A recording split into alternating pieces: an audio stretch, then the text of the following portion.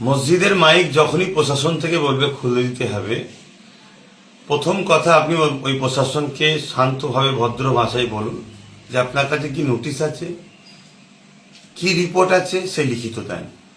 High court থেকে দিয়েছে না সুপ্রিম কোর্ট থেকে দিয়েছে না কোথা থেকে দিয়েছে যে মাইক খুলে নিতে হবে, এর লিখিত দেন। দ্বিতীয় কথা, যদি লিখিত না দিতে ইচ্ছা করে আপনারা মাইক খুলবেন না, এটা বিরাট বড় চক্রান্ত। 3 নম্বর বিষয়, যদি প্রশাসন শক্তি প্রয়োগ করে, কেন অনেক জায়গায় দেখা যায় প্রশাসনও, কিছু প্রশাসন আইনকেও অমান্য করে কাজ করছে, আমরা দেখেছি।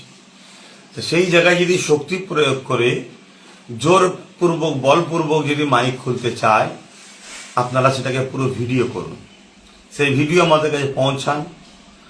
সংবিধান ও আইনের আওতায় সেই প্রশাসনকে আনা হবে, কেন সংবিধান ও আইনের ওপরে কেউ নয়। এবং পাশাপাশি এটাও বলবো, কোনো হিংসায় জড়াবেন না, আইনকে হাতে নেবেন না।